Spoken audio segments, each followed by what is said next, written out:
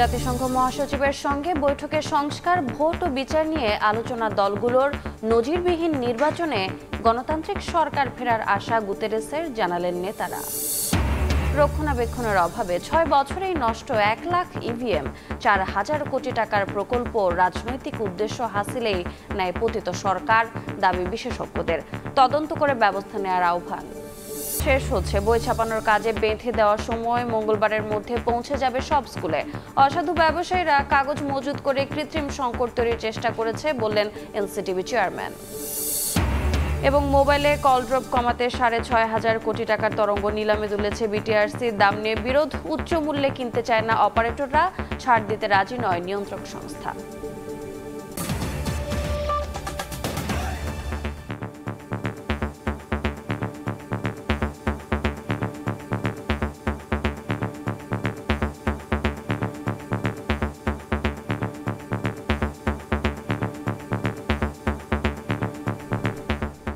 ভোরের সময়ের সঙ্গে আছি আমি রোজা চৌধুরী। রাজনৈতিক দল ও জাতীয় ঐকমত্য কমিশনের সঙ্গে বৈঠক করেছেন বাংলাদেশে সফররত জাতিসংঘ মহাসচিব অ্যান্টনিও গুতেরেস। সংস্কার, ভোট ও জুলাই গণহত্যার বিচার নিয়ে হয়েছে আলোচনা। জাতিসংঘ মহাসচিব নির্বাচনের মাধ্যমে বাংলাদেশে শক্তিশালী গণতান্ত্রিক সরকার আশা করেন বলেও জানান নেতারা। বাংলাদেশে সফররত জাতিসংঘ মহাসচিব অ্যান্টনিও গুতেরেসের সঙ্গে গোলটেবিল বৈঠক রাজনৈতিক দলের নেতাদের। শনিবার দুপুরে রাজধানীর হোটেল ইন্টারকন্টিনেন্টালে এই বৈঠকে অংশ নিতে একে একে আসেন বিএনপি, জামাত, নাগরিক ঐক্য, গণসংহতি আন্দোলন, এবি পার্টি ও জাতীয় নাগরিক পার্টি সহ বিভিন্ন দলের প্রতিনিধি। বৈঠকে 5 আগস্ট পরবর্তী বাংলাদেশের প্রেক্ষাপট ও বিভিন্ন সংস্কার প্রক্রিয়া নিয়ে গঠিত জাতীয় ঐক্যমত কমিশনের বিষয়বস্তু নিয়ে আলোচনা হয়। ঐক্যমত কমিশন ও সুশীল সমাজের প্রতিনিধিরাও উপস্থিত ছিলেন সে বৈঠকে। 1.5 ঘন্টার বৈঠক শেষে নেতারা বলেন, সংস্কার প্রস্তাবের পাশাপাশি নির্বাচন ও গণহত্যার দায়ে পতিত সরকারের বিচার নিশ্চিতে জাতিসংঘের কাছে মতামত তুলে ধরেছেন তারা। জাতিসংঘের 3টা প্রতিষ্ঠানে এখনও পতিত স্বৈরাচার শেখ পরিবারের 3 জন আত্মীয় কাজ করছে। আমি জাতিসংঘের মহাসচিবকে বলেছি, জাতিসংঘ যেহেতু মানবাধিকারের বিচার চায়, ইনসাফ চায়, ইনসাফটা শুরু করতে হবে জাতিসংঘের নিজের অফিস থেকে। গণ অভ্যুত্থানের মধ্যে যে ভয়ঙ্কর হত্যাকাণ্ড হয়েছে তার বিচার হতে হবে এবং সেই বিচার আমরা আন্তর্জাতিক মানদণ্ড অনুযায়ী চাই। জাতীয় নাগরিক পার্টির আহ্বায়ক নাহিদ ইসলাম বলেন, বর্তমান সরকারের সময়েই করতে হবে মৌলিক সংস্কারের ভিত্তি, গণপরিষদের মাধ্যমেই করতে হবে সংবিধান সংস্কার। গণপরিষদের মাধ্যমেই সংবিধান সংস্কার করতে হবে, অন্যথা পার্লামেন্টের সংবিধান সংস্কার টেকসই হবে না। জামায়াতে ইসলামীর নায়েবে আমির ডাক্তার সৈয়দ আবদুল্লাহ মোহাম্মদ তাহের বলেন, সংস্কার, নির্বাচন, টেকসই গণতন্ত্র ও জাতীয় ঐক্য নিয়ে কথা হয়েছে এ বৈঠকে। জাতিসংঘের মহাসচিব সুষ্ঠু নির্বাচনের আশা প্রকাশ করেছেন বলেও জানান তিনি। আমরা সংস্কারের ব্যাপারে কথা বলেছি, একটা ফেয়ার নির্বাচনের ব্যাপারে আমরা কথা বলেছি, টেকসই গণতন্ত্রের ব্যাপারে আমরা কথা বলেছি এবং জাতীয় ঐক্যের ব্যাপারে আমরা কথা বলেছি। বিএনপি মহাসচিব মির্জা ফখরুল বলেন, নির্বাচন কেন্দ্রিক সংস্কারগুলো আগে করে দ্রুত ভোটের মতামত দিয়েছেন তারা। দলটির স্থায়ী কমিটির সদস্য সালাউদ্দিন আহমেদ জানান, বাংলাদেশে নজিরবিহীন নির্বাচনে শক্তিশালী গণতান্ত্রিক সরকার আসবে বলে আশা জানিয়েছেন জাতিসংঘ মহাসচিব। দ্রুত ইলেকশন করা এবং একটা পার্লামেন্টের মাধ্যমে বাকি বিষয়গুলোকে আপনার করতে হবে। এটা একটা চলমান প্রক্রিয়া, সেই বিষয়গুলো আমরা বলে এসেছি। উনি বাংলাদেশে একটা স্ট্রং ডেমোক্রেটিক গভর্নমেন্ট আসবে সেটা আশা করেছেন এবং পৃথিবীর মধ্যে একটা নজির সৃষ্টি করবে আগামী ইলেকশন, এটা উনি আশাবাদ ব্যক্ত করেছেন। পরে তরুণ প্রতিনিধিদের সঙ্গে বৈঠক করেন জাতিসংঘ মহাসচিব। এ সময় শেখ হাসিনাকে দেশে ফিরিয়ে বিচারের মুখোমুখি করার দাবি জানান তারা। এ বিষয়ে বাংলাদেশ ভারত দ্বিপাক্ষীয় সম্পর্ক ও আইসিসিভুক্ত রাষ্ট্রগুলোর ভূমিকার উপর নির্ভর করে বলে জাতিসংঘ মহাসচিব জানান। এখানে আওয়ামী লীগের ট্রায়ালটা যাতে প্রপারলি হয় সেটার জন্য ইউএন কি কোনোভাবে আমাদেরকে গাইড করতে পারে কিনা। অনলাইন বুলিং ও গুজব ছড়ানো বন্ধে জাতিসংঘের মহাসচিবের সহায়তা চান তরুণ প্রতিনিধিরা। শেখ হাসিনা এবং তার দোসর আহমেদ সালেহিন, সময় সংবাদ, ঢাকা। বলেছি যে জাতীয় সংলাপের মাধ্যমে বাংলাদেশের শান্তি ও স্থিতিশীলতা ফিরিয়ে আনতে সহযোগিতা করতে প্রস্তুত জাতিসংঘ। পাশাপাশি রোহিঙ্গা সংকট কাটাতে পাশে থাকার অঙ্গীকার করেন মহাসচিব। শনিবার বিকেলে হোটেল ইন্টারকন্টিনেন্টালে যৌথ সংবাদ সম্মেলনে পররাষ্ট্র উপদেষ্টা বলেন, নিরাপদে রোহিঙ্গাদের ফেরাতে জাতিসংঘের সহায়তা চায় বাংলাদেশ। বাংলাদেশ সফরের তৃতীয় দিনে হোটেল ইন্টারকন্টিনেন্টালে যৌথ সংবাদ সম্মেলনে আসেন জাতিসংঘ মহাসচিব অ্যান্তোনিও গুতেরেস ও পররাষ্ট্র উপদেষ্টা তৌহিদ হোসেন। মহাসচিবের এই সফর ও ভবিষ্যৎ বাংলাদেশের জন্য অত্যন্ত অর্থবহ বলে উল্লেখ করেন তৌহিদ হোসেন। পররাষ্ট্র উপদেষ্টা বলেন, রোহিঙ্গাদের সর্বোচ্চ নিরাপত্তা ও অধিকার নিশ্চিত করে ফেরত পাঠাতে জাতিসংঘের সহায়তা কামনা করে বাংলাদেশ। আমরা রোহিঙ্গা জনগোষ্ঠীকে যথাযথ সম্মান, অধিকার ও সর্বোচ্চ নিরাপত্তা নিশ্চিত করে মিয়ানমারে ফেরত পাঠাতে চাই। আমরা বিশ্বাস করি জাতিসংঘ এ বিষয়ে আমাদের সর্বোচ্চ সহযোগিতা করবে।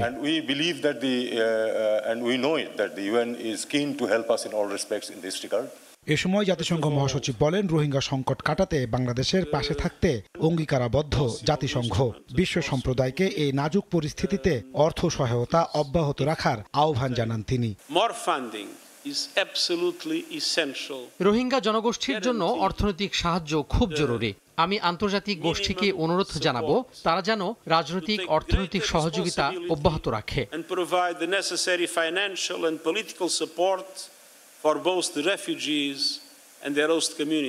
বাংলাদেশ জটিল সময় অতিক্রম করছে মন্তব্য করে মহাসচিব বলেন, সংলাপের মাধ্যমে শান্তি ও স্থিতিশীলতা ফিরিয়ে আনতে সহায়তা করতে প্রস্তুত জাতিসংঘ। বাংলাদেশ এখন চ্যালেঞ্জিং সময় পার করছে। সংলাপের মাধ্যমে শান্তি ও স্থিতিশীলতা ফিরিয়ে আনতে সহায়তা করবে জাতিসংঘ। সবার জন্য কার্যকর ভবিষ্যৎ বিনির্মাণে পাশে থাকবে জাতিসংঘ। The government and the people of Bangladesh to help build a sustainable, equitable future for all. বাংলাদেশের চলমান সংস্কার উদ্যোগ ও গণতান্ত্রিক উত্তরণের আশাবাদ জানান Antonio Guterres. Towards democracy is finally reestablished. Najmus Salehi, Somoy Songbad, Dhaka. অপতথ্যের বিরুদ্ধে লড়াইয়ে জাতিসংঘ মহাসচিব অ্যান্তোনিও গুতেরেসের সহায়তা চেয়েছেন প্রধান উপদেষ্টা ডক্টর মোহাম্মদ ইউনূস। শনিবার সন্ধ্যায় রাজধানীর একটি হোটেলে জাতিসংঘ মহাসচিবের সম্মানে আয়োজিত ইফতার অনুষ্ঠানে প্রধান উপদেষ্টা এ আহ্বান জানান। ডক্টর ইউনূস বলেন, মানুষ কঠোর পরিশ্রম করে একটি স্বপ্ন বাস্তবায়ন করতে চায়, কিন্তু কিছু মানুষ তা পছন্দ করে না। অপতথ্য ছড়ানো থেকে আমাদেরকে রক্ষা করুন, বাকিটা আমরা সামলে নিতে পারবো। জাতীয় ঐক্য প্রসঙ্গে তিনি বলেন, শিক্ষার্থীরা যে ঐক্য তৈরি করেছে তা দেশের সব পর্যায়ের জনগণের মধ্যে একটি অনন্য সংহতি সৃষ্টি করেছে। দেশের জনগণ অনেক বিষয়ে মতানৈক্য পোষণ করলেও একটি বিষয়ে তারা একমত। আমরা একটি নতুন বাংলাদেশ গড়তে চাই, এতে আমাদের মধ্যে কোনো মতপার্থক্য নেই বলে জানান প্রধান উপদেষ্টা।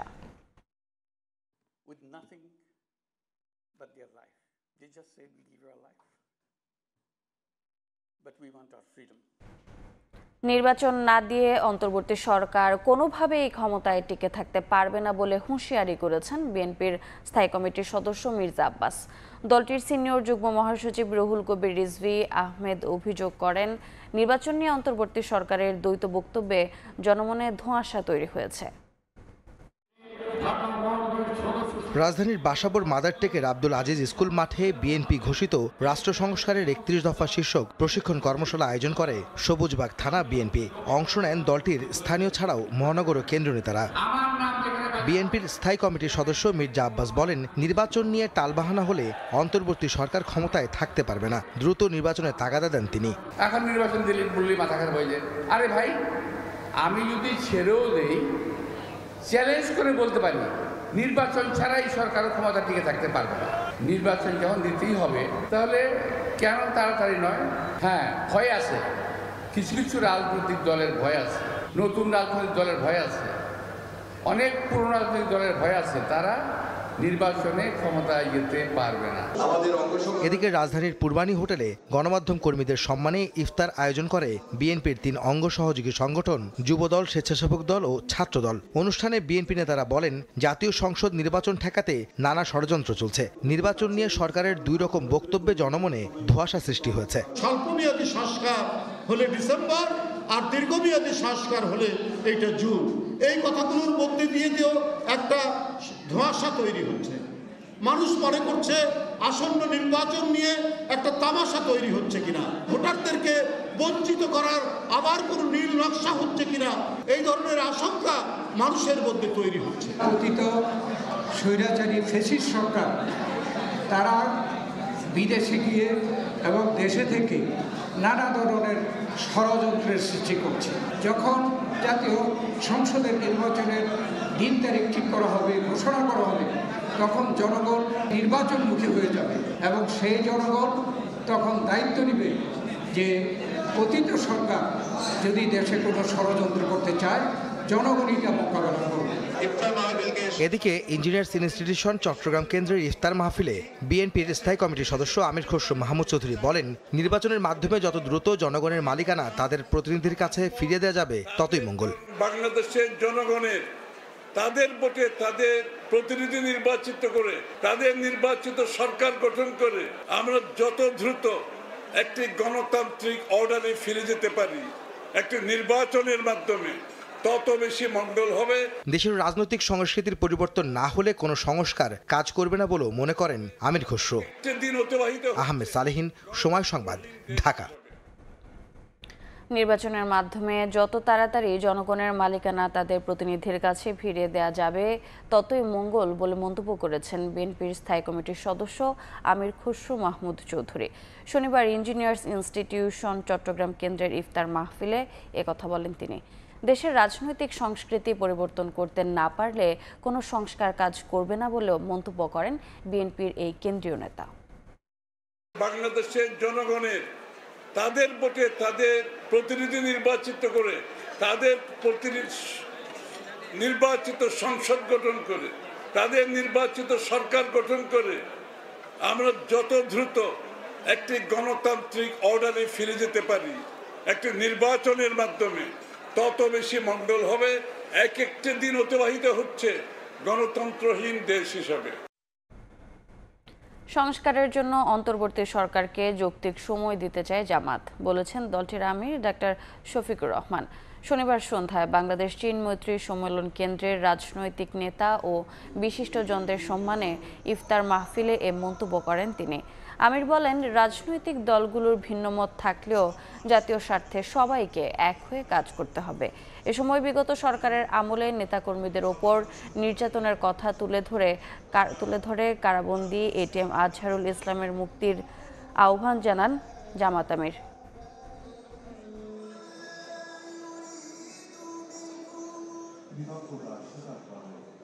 যে গত 15.5 বছরে বিশেষ করে সংবিধান সহ এবং সাংবিধানিক প্রতিষ্ঠানগুলোতে রাষ্ট্রীয় প্রতিষ্ঠানগুলোতে যে জঞ্জাল তৈরি হয়েছে তার কতিপয় জিনিস অবশ্যই পরিষ্কার হওয়া উচিত। এই জন্য সকলে আমরা একমত, এখানে কারো কোনো দলমত নির্বিশেষে দ্বিমত নেই যে কোনো সংস্কারের প্রয়োজন নাই। আমরা সবাই বলছি সংস্কার প্রয়োজন, কতটুকু প্রয়োজন সেটা নিয়ে হয়তো বা মতপার্থক্য থাকতে পারে, কিন্তু সংস্কার যে প্রয়োজন এই ব্যাপারে কোনো মতপার্থক্য নেই। আমরা মূল থেকে একটি কথাই বলে এসেছি, আমরা বর্তমান সরকারকে যৌক্তিক সময় দিতে চাই এই সংস্কারের জন্য। উন্নয়নে শিক্ষক ও কর্মকর্তাদের শূন্য পদে সরকার দ্রুত নিয়োগ দেবে বলে জানান প্রাথমিক শিক্ষা উপদেষ্টা অধ্যাপক ডাক্তার বিধান রঞ্জন রায় পোদ্দার। শনিবার সকালে পটুয়াখালী জেলা প্রশাসকের সম্মেলন কক্ষে প্রাথমিক ও গণশিক্ষা অধিদপ্তরের আর্থিক ব্যবস্থাপনা ও বাজেট বাস্তবায়ন সংক্রান্ত প্রশিক্ষণ কর্মসূচিতে প্রধান অতিথির বক্তব্যে একথা বলেন তিনি। বেশ কিছু শূন্য পদ রয়ে গেছে, যেটা কাজ করার ক্ষেত্রে সমস্যা, এবং আমাদের চিন্তা আমরা দ্রুতই লোক নিয়োগে যাব, আমরা জনবল নিয়োগ করব, আমরা শিক্ষক কিংবা বিভিন্ন পর্যায়ের কর্মকর্তা তাদের আমরা নিয়োগ করব, সেটা আমাদের পরিকল্পনা রয়েছে। আশা করি সেটা এই ঘাটতি কিছুটা পূরণ করবে। 18 মার্চের মধ্যে দেশের সব স্কুলে পৌঁছানো হবে মাধ্যমিক ও মাদ্রাসা বোর্ডের আংশিক বাকি থাকা বই। এনসিটিবির চেয়ারম্যান বলছেন, এবারই প্রথম 22 দিনে প্রাথমিক ও 42 দিনে মাধ্যমিকের বই ছাপানোর কাজ শেষ করেছে জাতীয় শিক্ষাক্রম ও পাঠ্যপুস্তক বোর্ড অনুমোদিত ছাপাখানাগুলো। টেন্ডার সংশোধন পরিমার্জনের কারণেই শিক্ষার্থীদের হাতে সব পাঠ্যপুস্তক পৌঁছাতে কিছুটা সময় লেগেছে বলেও জানান তিনি। বিস্তারিত সাইফুল রুদ্রর রিপোর্টে। ছাপাখানায় চলছে শেষ সময়ের কাজ, এক মুহূর্ত যেন বসে থাকার সুযোগ নেই। কর্মীরা পার করছেন ব্যস্ত সময়, বিরামহীন চলছে বাকি থাকা বইয়ের ছাপা ও বাধাইয়ের কাজ। রাজধানী জুড়ে ছড়িয়ে ছিটিয়ে থাকা একাধিক ছাপাখানায় সরেজমিনে এই চিত্র দেখা যায়। কর্মীরা জানান ছাপার কাজ শেষ করতে এবার তারা সময় পেয়েছেন অন্যান্য সময়ের তুলনায় অর্ধেক। এই বছর একটা কাজ করছি, প্রথমে প্রাইমারি এটা 22 দিন টাইম দিচ্ছি। 22 দিনে একটা কাজ শেষ করা খুব কঠিন। যেটুকু কাজ আছে আমরা সবটুকু বিল করে দিচ্ছি, শুধু আমরা 2টা প্যাকেজের কাজ বিল করতে পারিনি। আগে তো 98 দিন হইতে হইতে এখন 40 দিন আসছে। এটা দিয়ে দিলে আর আমাদের বাকি লটগুলো আমরা প্রাথমিক যত যে কাজ করে ডেলিভারি দেওয়ার ওটা আমরা দিচ্ছি। নানা তিক্ত অভিজ্ঞতার কথা তুলে ধরে এনসিডিবির চেয়ারম্যান জানান, কিছু অসাধু ব্যবসায়ী বই বাঁধাইয়ের কাগজ মজুত করে কৃত্রিম সংকট তৈরির অপচেষ্টা করেছে। তৎকালীন যে সমন্বয়ক ছিল এই বৈষম্য বিরোধী আন্দোলনের সমন্বয়কবৃন্দ, তারাও সরকারকে সহযোগিতা করার জন্য সরকারের ডাকে আমাদেরকে সহযোগিতা করেছে। তাদের সহযোগিতা নিয়ে আমাদের গোয়েন্দা সংস্থা আর তারা মিলে তারা ঢাকা এবং ঢাকার আশেপাশে বিভিন্ন জায়গায় তারা বেশ কয়েকটি গুদাম আবিষ্কার করলেন এবং দেখা গেল যে এই গুদামে প্রায় কয়েক হাজার মেট্রিক টন আর্ট কার্ড খুঁজে পাওয়া গেল, যা আমাদের চাহিদার চাইতে অনেক বেশি ছিল। 16 মার্চ শেষ হতে যাচ্ছে বই ছাপানোর কাজে এনসিটিবির বেঁধে দেওয়া সবশেষ সময়। এদিন রাতেই প্রতিটি শিক্ষা প্রতিষ্ঠানের উদ্দেশ্যে বই নিয়ে ছুটবে পরিবহনগুলো। সময় সংবাদকে একথা জানান জাতীয় শিক্ষাক্রম ও পাঠ্যপুস্তক বোর্ডের চেয়ারম্যান অধ্যাপক ডক্টর AKM রিয়াজুল হাসান। এবার সবচেয়ে কম সময়ে আমরা টেন্ডার দিয়েছি, 40 দিনের মধ্যে সময় দিয়ে আমরা বই ছাপানোর জন্য ব্যবস্থা নিয়েছি। প্রাথমিকের ক্ষেত্রে আমরা প্রায় 30 দিনের কম সময়ে দিয়েছি। পরবর্তী টেন্ডারে তুলনামূলক দুর্বল ছাপাখানার সক্ষমতা ও কর্মক্ষমতা অধিকতর যাচাইয়ের পাশাপাশি অর্থনৈতিকভাবে অসচ্ছল ছাপাখানার বিরুদ্ধে কঠোর ব্যবস্থা নেওয়ার হুঁশিয়ারিও দেন এনসিডিবির চেয়ারম্যান। সাইফুল রুদ্র, সময় সংবাদ, ঢাকা। মোবাইলে কথা বলার ভোগান্তি কমাতে অপারেটরদের জন্য 6,500 কোটি টাকার তরঙ্গ নিলামে তুলছে বিটিআরসি। আসছে জুনে ওই নিলামে 700 মেগাহার্টজ ব্যান্ডের তরঙ্গ বিক্রি হবে, যার ভিত্তিমূল্য ধরা হয়েছে 263 কোটি টাকা। তরঙ্গের এই দাম নিয়ে দেখা দিয়েছে বিরোধ। উচ্চ দামে তরঙ্গ কিনতে চায় না মোবাইল অপারেটররা, ছাড় দিতে রাজি নয় নিয়ন্ত্রক সংস্থাও। শুভ খানের রিপোর্ট। মোবাইলে কথা বলার সময় হঠাৎ কেটে যাচ্ছে কল, কিংবা ঠিকমতো শোনা যায় না কথা। টেলিকম সেবায় কল ড্রপে গ্রাহক ভোগান্তির সঙ্গে বাড়ে খরচও। গ্রাহক অনুপাতে কম ব্যান্ডের তরঙ্গ পর্যাপ্ত না থাকায় মানসম্মত ভয়েস কল সেবা নিশ্চিত করতে পারছে না মোবাইল অপারেটররা। এই অবস্থায় সেবার মান বাড়াতে 700 মেগাহার্টজ ব্যান্ডে 25 মেগাহার্টজ তরঙ্গ নিলামে তুলতে যাচ্ছে বিটিআরসি। 700 মেগাহার্টজ নিম্ন ফ্রিকোয়েন্সি হওয়ায় এর তরঙ্গ দৈর্ঘ্য বেশি, যা কম শক্তি ব্যবহার করে বিস্তৃত এলাকা কভার করতে পারে। এই ব্যান্ডের তরঙ্গ দৈর্ঘ্য সহজেই ভবনের ভেতরে প্রবেশ করতে পারায় শহরে এলাকায় বাসাবাড়ি ও অফিসের ভেতরে ভালো নেটওয়ার্ক পাওয়া যায়। জুনে অনুষ্ঠিত হতে যাওয়া নিলামে প্রতি মেগাহার্টজ তরঙ্গের দাম 263 কোটি টাকা চায় নিয়ন্ত্রক সংস্থা।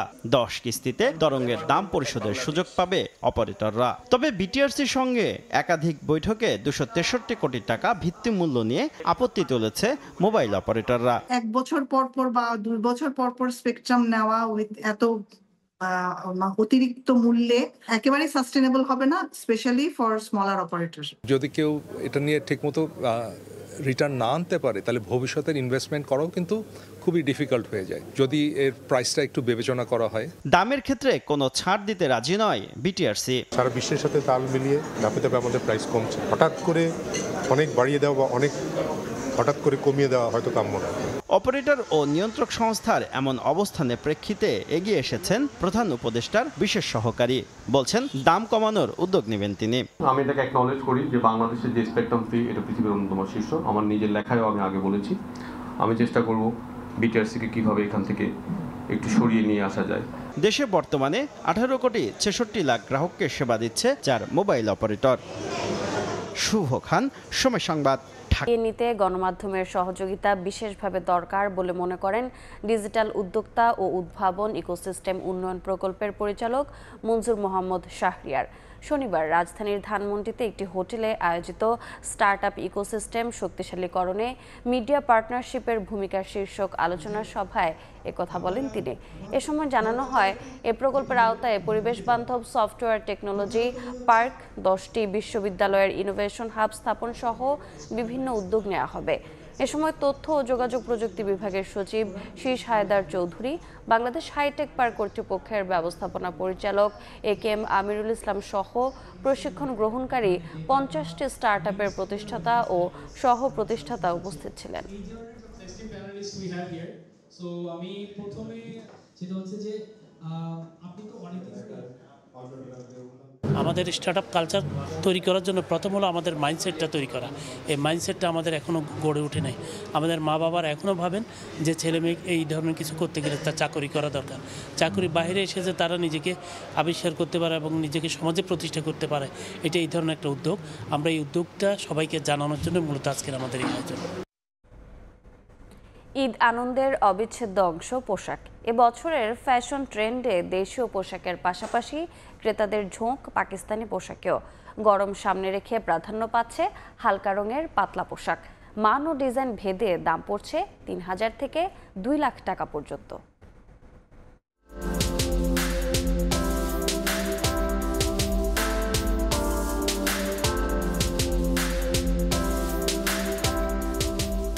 এবারের ঈদে দেশের ফ্যাশন জগৎ সেজেছে নতুন সাজে। ফ্যাশন ট্রেন্ডে রয়েছে বৈচিত্র্যের মিশেল। হালকা তবে নজর কাড়া, ঐতিহ্যবাহী অথচ আধুনিক, এরকম নকশায় দেখা যাচ্ছে এবারের ঈদ বাজারে। গরমের কথা মাথায় রেখে হালকা রং ও ঢিলেঢালা নান্দনিক সব ডিজাইনের পোশাকের পসরা নিয়ে বসেছে ফ্যাশন হাউসগুলো। স্থানীয় বিদেশি মোটিফকে প্রাধান্য দিয়ে শাড়ি, সালোয়ার কামিজ, পাঞ্জাবি ও কাফতান সহ প্রায় সব পোশাকে তুলে ধরা হয়েছে শৈল্পিক নান্দনিকতা ও ঐতিহ্যের মিশেল।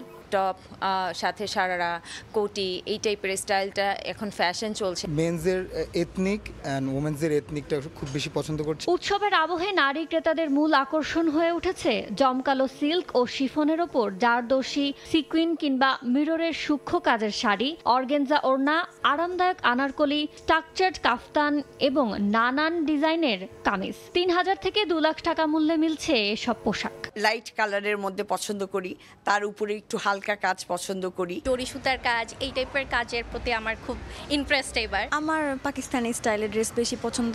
এবার একটু ফ্যাশনেবল ওয়েস্টার্ন টাইপের আর রেডি শাড়ি দেখছি। নিখুঁত এমব্রয়ডারি, চিকেন কারি, সিকুইন ও হাতের কাজের পাঞ্জাবিতে প্রাধান্য দিচ্ছেন ছেলেরা। ট্রেন্ডি এসব পোশাক কিনতে ক্রেতাদের গুনতে হচ্ছে ৩ থেকে ৮০,০০০ টাকা পর্যন্ত। কমফোর্ট এন্ড ডিজাইন এবং সাথে একটু এক্সেপশনাল জিনিসটা খোঁজার জন্য বেসিক্যালি আসা হয়। সিল্কের জাতীয়র ভিতরে পাঞ্জাবিটা, স্টোন ফিটিংস, জাস্ট ট্রেন্ডের সঙ্গে যে মিলতে পারি ওই রকম কাপড়টা দেখতেছি। এদিকে পোশাকের সঙ্গে মিল রেখে ছেলেরা বেছে নিচ্ছেন লোফার, নাগরা, আর মেয়েদের আগ্রহে নানা কারুকাজের হাই হিলস। কালারফুল বিভিন্ন আইটেমের জুতা আসছে, তারা বিভিন্ন ড্রেসের সাথে ম্যাচিং করে কেনাকাটা করতেছে। গাউনের সাথে একটু শু টাইপ হিল, হালকা হিল থাকবে এরকম খুঁজতেছি। নানা বৈচিত্র্যের ঈদ কালেকশন পেয়ে এরই মধ্যে জমজমাট হয়ে উঠেছে ফ্যাশন হাউসগুলোর বেচাকেনা। ইয়ানুর শিফাত, সময় সংবাদ, ঢাকা। ঈদ সামনে রেখে চাহিদা বেড়েছে মণিপুরীদের ঐতিহ্যবাহী পোশাকের। এজন্য ব্যস্ততাও বেড়েছে মৌলভীবাজার জেলার মণিপুরী অধ্যুষিত কমলগঞ্জ ও শ্রীমঙ্গল উপজেলার মণিপুরী তাঁত শিল্পীদের। তবে উপকরণের দাম বেড়ে যাওয়ায় বিপাকে পড়েছেন তারা। তবে লাভজনক ব্যবসার পরিবেশ নিশ্চিতে পাশে থাকার আশ্বাস দিয়েছে উপজেলা প্রশাসন। শাহ অলিদুর রহমানের পাঠানো তথ্য ও মোহাম্মদ ইয়ারুব আহমদের ছবিতে রিপোর্ট। দিনভর তাঁত যন্ত্রের খটাখট শব্দে মুখরিত মৌলভীবাজারের কমলগঞ্জ এবং শ্রীমঙ্গল উপজেলার মণিপুরি পাড়া। সুনিপুণ হাতে ঐতিহ্যবাহী রং বেরঙের শাড়ি, থ্রি পিস সহ বিভিন্ন পোশাক তৈরিতে ব্যস্ত সময় পার করছেন তাঁত শিল্পীরা।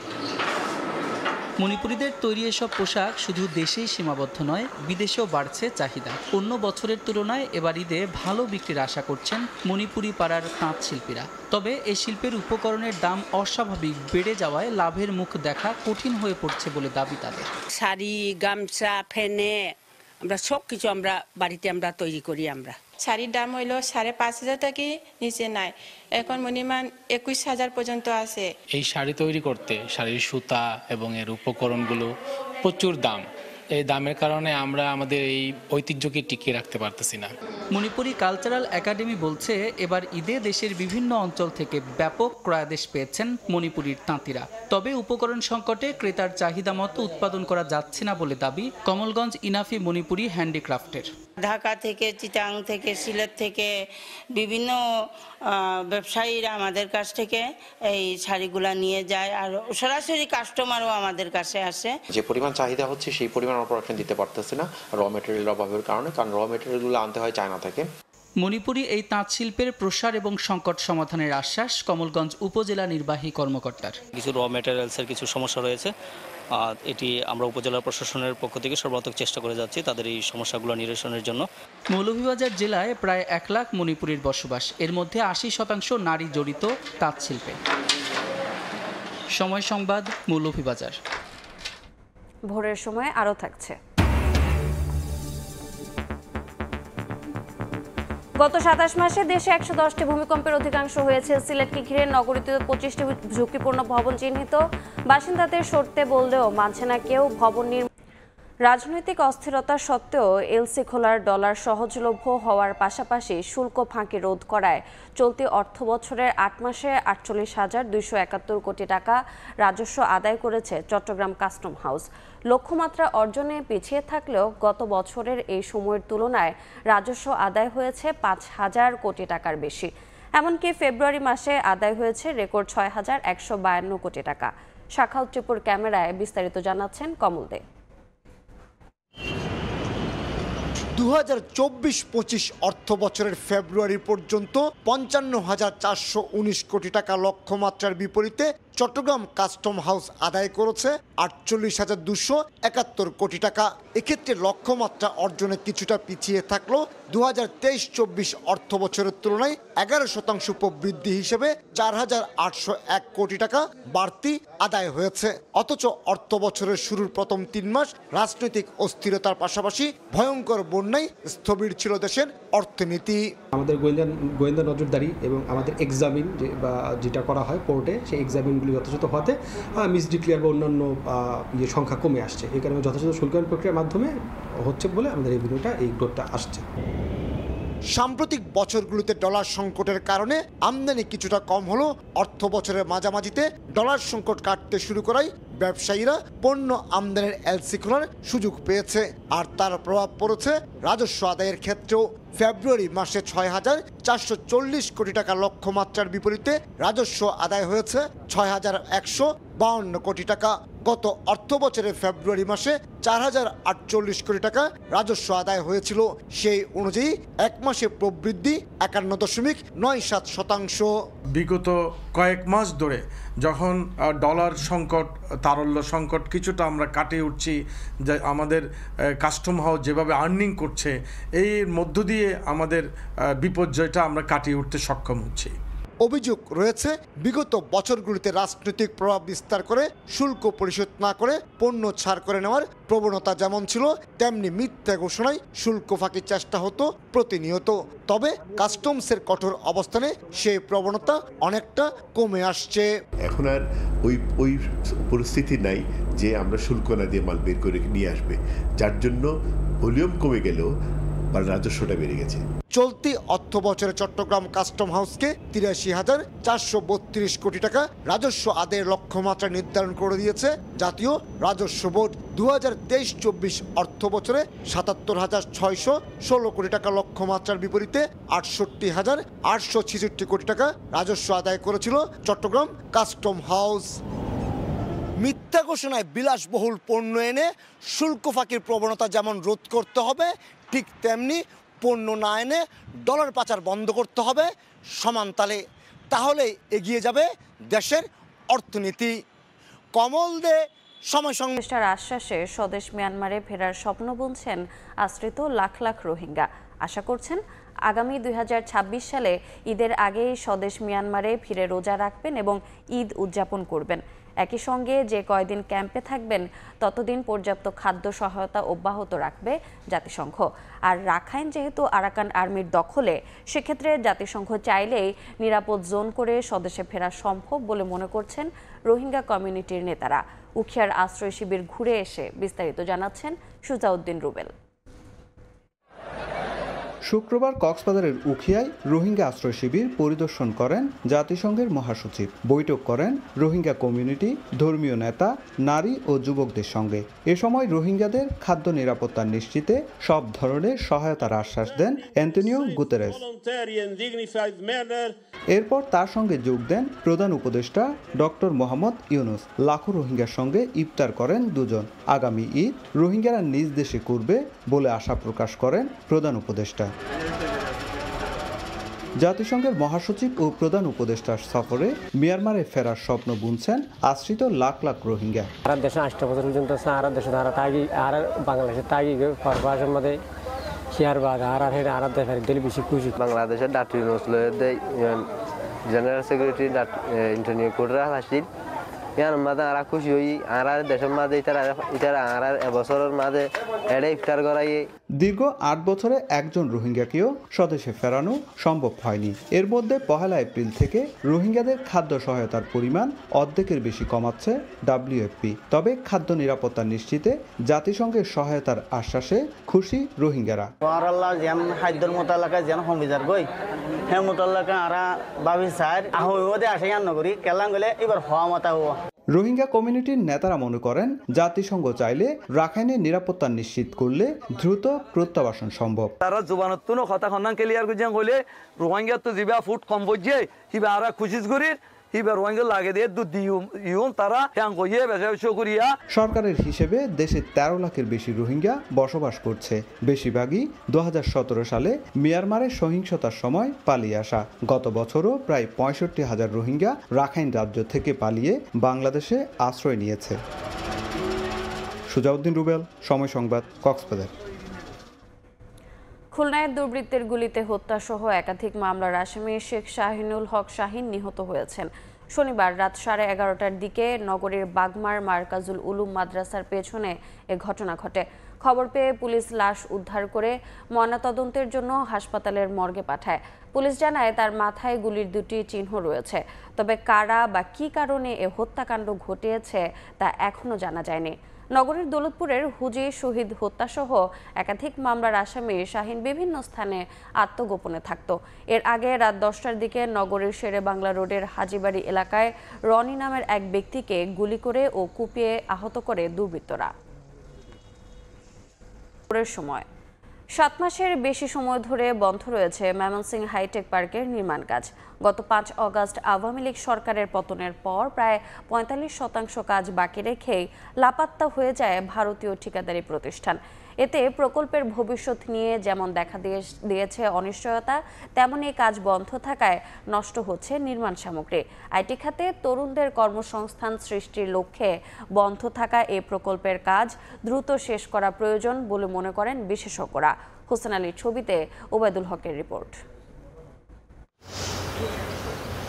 একসময় যেখানে ছিল প্রায় 250 শ্রমিকের বিশাল কর্মযজ্ঞ, সেখানে এখন অনেকটাই শুনশান নীরবতা। নির্ধারিত সময় শেষে 1 বছর সময় বাড়িয়েও শেষ করা যাচ্ছে না ময়মনসিংহ হাইটেক পার্ক নির্মাণের কাজ। 55% কাজ হওয়ার পর গত 5 আগস্ট আওয়ামী লীগ সরকার পতনের পর ভারতীয় ঠিকাদারি প্রতিষ্ঠান L&T ও পরামর্শক প্রতিষ্ঠান ভয়েন্ট সলিউশন প্রাইভেট লিমিটেড লাপাত্তা হওয়ায় 7 মাসের বেশি সময় ধরে বন্ধ হাইটেক পার্কের নির্মাণের কাজ। প্রকল্প সংশ্লিষ্টরা জানিয়েছেন 2020 সালে ময়মনসিংহ নগরের কিসমত এলাকায় 6.1 একর জমির উপর হাইটেক পার্কের কাজ শুরু হয়। 7 তলা বিশিষ্ট এই ভবনের প্রতি তলায় 15,000 বর্গফুট জায়গা থাকবে। 2024 সালের জুনে কাজ শেষ না হওয়ায় চলতি বছরের জুন পর্যন্ত আরও 1 বছর সময় বাড়ানো হয়। পার্কটি চালু হলে প্রতি বছর অন্তত 1,000 তরুণের প্রশিক্ষণ গ্রহণ ও 3,000 তরুণীর কর্মসংস্থানের সুযোগ সৃষ্টি হবে। যদি কাজটা দ্রুত শেষ হয় তো আমরা পড়াশোনা শেষ করে এখানে বিভিন্ন ধরনের কোর্স করে আমরা চাকরির বাজারে আমরা নিজেদেরকে প্রমাণ করতে পারতাম। এটা হলে এলাকাবাসীর জন্য ভালো হয়, আমাদের এই এলাকাটাও ডেভেলপ হবে। আইটি খাতে তরুণদের কর্মসংস্থান সৃষ্টির লক্ষ্যে বন্ধ থাকা এই প্রকল্পের কাজ দ্রুত শেষ করা প্রয়োজন বলে মনে করেন বিশেষজ্ঞরা। শুধু যুবক নয়, যে সমস্ত গ্র্যাজুয়েটরা এই অত্র অঞ্চলের বিশ্ববিদ্যালয় থেকে বেরোচ্ছে তাদেরও কর্মসংস্থানের একটা জায়গা সৃষ্টি হবে। সো আমি আশা করব এবং কর্তৃপক্ষের কাছে বিনীত আবেদন করব যেন দ্রুত এই কাজটা শুরু হয়। জেলা প্রশাসক বলছেন প্রকল্পটির কাজ দ্রুত শেষ করতে সংশ্লিষ্ট দপ্তরের সঙ্গে নিয়মিত যোগাযোগ করা হচ্ছে। আমরা এ বিষয়ে ইতিমধ্যে তথ্য ও যোগাযোগ প্রযুক্তি মন্ত্রণালয়ের সাথে যোগাযোগ করেছি, তাদেরকে আমরা এই বিষয়টা অবগত করেছি। আমার বিশ্বাস তারা খুব দ্রুত পদক্ষেপ নেবেন। অ্যাপ্রুভাল পাচ্ছে, তারা আস্তে আস্তে কাজটা চালু করার জন্য চেষ্টা করতেছে। পুরোদমে যদি কাজটা শুরু হয় তাহলে আমরা 1 বছরের মধ্যে মোটামুটি হ্যান্ডওভার করতে পারবো। ময়মনসিংহ হাইটেক পার্ক নির্মাণ প্রকল্পের ব্যয় ধরা আছে প্রায় 153 কোটি টাকা। ওবায়দুল হক, সময় সংবাদ, ময়মনসিংহ। পিডিবির ভুতুড়ে বিলে অতিষ্ঠ নেত্রকোনা শহরের গ্রাহকরা বিদ্যুৎ অফিসে অভিযোগ করেও মিলছে না প্রতিকার। এমনকি সরকারি দফতর হওয়াতে কিছু করতে পারছে না ভোক্তা অধিকার, এতে ক্ষুব্ধ এলাকাবাসী। এদিকে এ কাজের জন্য মিটার রিডারদের দুষছে খোদ বিদ্যুৎ বিভাগ। শিগগিরই সব সমস্যা সমাধানের আশ্বাস সংশ্লিষ্ট কর্তৃপক্ষের। আলপনা বেগমের পাঠানো তথ্য ও আবু সুফিয়ানের ছবি নিয়ে রিপোর্ট। নেত্রকোনা শহরে বিদ্যুৎ সরবরাহ করে পিডিবি। সম্প্রতি অভিযোগ উঠেছে ভুতুড়ে বিল দরিয়ে দেওয়া হচ্ছে গ্রাহকদের। এলাকাবাসীর অভিযোগ, মিটার রিডাররা মিটার না দেখে মনগড়া বিল করছে। কারোর বিলের কাগজে পুরনো রিডিং থাকলেও চলতি মাসের জায়গায় খালি রেখেই লোড বিল করে দিচ্ছে। এ নিয়ে বিদ্যুৎ অফিসে অভিযোগ করেও মিলছে না সমাধান। 1-2টা মিটারের অনুপাতে সব মিটারেই সেম বিল দিতেছে, 100 ইউনিট 150 ইউনিট করে বেশি দিতেছে সব মিটারেই। অতটা বিলাইয়ে 200-300 বিলাইছে আর দুনিয়ার বিলাইয়ে 100 ইউনিট আসে না, তারা সকলকেই গড়ে গণ 100 ইউনিটে বিল করে সাধারণ জনগণের উপর চাপায়া দিয়া বিল আদায় করে নিয়ে নিতেছে। বিদ্যুৎ বিভাগে কোনো প্রতিকার না পেয়ে ভোক্তা অধিকার সংরক্ষণ অধিদপ্তরে অভিযোগ করছেন গ্রাহকরা। তবে বিদ্যুৎ অফিস সরকারি দপ্তর হওয়ায় কোনো পদক্ষেপ নিতে পারছে না প্রতিষ্ঠানটি। জেলার ক্ষেত্রে বিদ্যুতের যিনি নির্বাহী প্রকৌশলী রয়েছেন বিদ্যুৎ উন্নয়ন বোর্ডের কিংবা পল্লী বিদ্যুতের, তার কাছে আমরা এই সমস্যাটি ফরওয়ার্ড করে থাকি। প্রধান প্রকৌশলী যিনি আছেন বিদ্যুৎ উন্নয়ন বোর্ড কিংবা পল্লী বিদ্যুতায়ন বোর্ডের, তাকেও আমরা এই বিষয়টি অবহিত করি। এদিকে এ কাজের জন্য মিটার রিডারদের দুষছে খোদ বিদ্যুৎ বিভাগ। শিগগিরই সব সমস্যার সমাধানের আশ্বাস সংশ্লিষ্ট কর্মকর্তার। 1 ইউনিটের বাড়তি বিল করা যাবে না। যেসব গ্রাহকের বিদ্যুৎ বিল বেশি হচ্ছে সেগুলো আমরা যাচাই করছি এবং সেগুলো কারেকশন করে সমন্বয় করে আমরা দিচ্ছি। সচেতন আছে এবং আগের তুলনায় যে কোনো সময়ের তুলনায় আমরা এখন গ্রাহকদের সাথে স্বাচ্ছন্দ্যভাবে কাজ করবো ইনশাল্লাহ। বিদ্যুৎ বিভাগের তথ্য মতে নেত্রকোনা শহরে 38,000 পোস্টপেড মিটার গ্রাহক রয়েছেন আর মিটার রিডার আছেন 22 জন। আলপনা বেগম, দেখছেন ভোরের সময়। ভূমিকম্পের অতীত ইতিহাস পর্যালোচনা করে বের করা হয়েছে ভূমিকম্পের 1 নম্বর বিপজ্জনক জোন সিলেট অঞ্চল। গত 27 মাসে দেশে 110টি ভূমিকম্পের অধিকাংশ সিলেটকে ঘিরে সংঘটিত হয়েছে। এতে আতঙ্কে বাসিন্দারা। এমন পরিস্থিতিতে কেউ বিল্ডিং কোড মানছে না বলে দাবি সিটি কর্পোরেশনের। নগরের 25টি ঝুঁকিপূর্ণ ভবনে চলছে কার্যক্রম, আর ফায়ার সার্ভিস বলছে যে কোনো পরিস্থিতি মোকাবিলায় তারা প্রস্তুত। নওশাদ আহমদ চৌধুরীর ক্যামেরায় বিস্তারিত ইকরামুল কবিরের রিপোর্ট।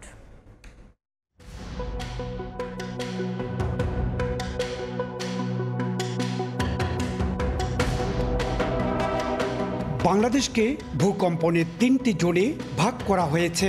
সবচেয়ে ঝুঁকিপূর্ণ জোন হিসাবে উত্তর পূর্বাঞ্চল এবং দক্ষিণ পূর্বাঞ্চলের কিছু কিছু স্থান যেমন সিলেট, রাঙ্গামাটি, বান্দরবন, কক্সবাজার উল্লেখযোগ্য। ভূমিকম্পের ঝুঁকি মোকাবেলা প্রত্যেক নাগরিকেরই নিজ নিজ দায়িত্বের অংশ।